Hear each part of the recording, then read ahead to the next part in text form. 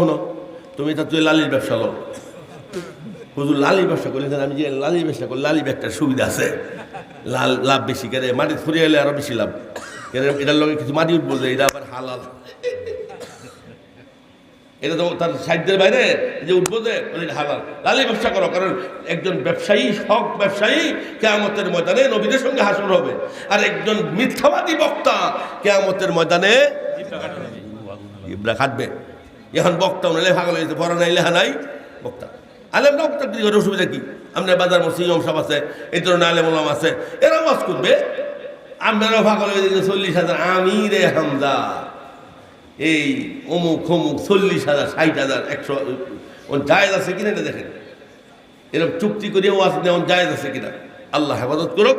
যাই হোক আমি মাসালি দামাইছি না এটা কথা কইলাম তো 3 নম্বর গুণ আমার ভাইয়ের আদর্শ গোলামের 3 নম্বর গুণ হলো গোলাম পথের মধ্যে ব্যাগদারে সুন্দর করে ধরে রাখে প্রতীক ব্যাগদারে আপনারা যে ব্যাগ লয়ে যান বাস দিয়ে রেখে দূরে তুই না মাথার উপরে তুই গেলে অনেকেই ফাওয়ার নিচে রাখে যাতে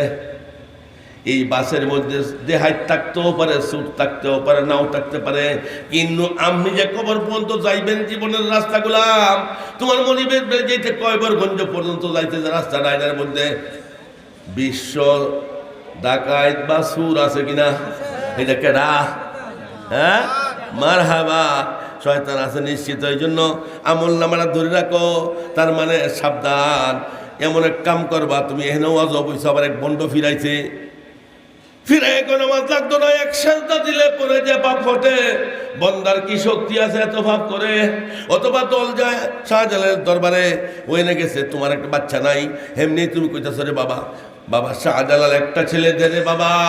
একটা ছেলে দে আমার মৃত্যুর পরে আমার কামাই কাইব কে বলেন ইমান আছে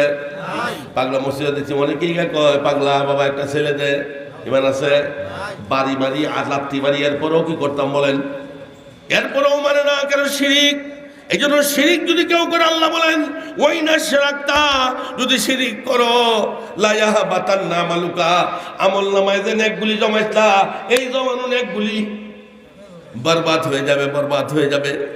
ওয়ালা তাকুনান্না মিনাল খাসিরিন ধ্বংসপ্রাপ্ত অন্তত হইবা এই জন্য এই রাস্তার মধ্যে ব্যাগের ধরে রাখো ওলামায়ে হক ওলামায়ে কিরামদের পরামর্শে মনে রাখবেন হক কারে কয় নবীজি বলতেন আমার ওলামারা যে যুগের ওলামার বেশিরভাগ হক্কানি আলেম যে পক্ষে এইটা হলো হকের পথ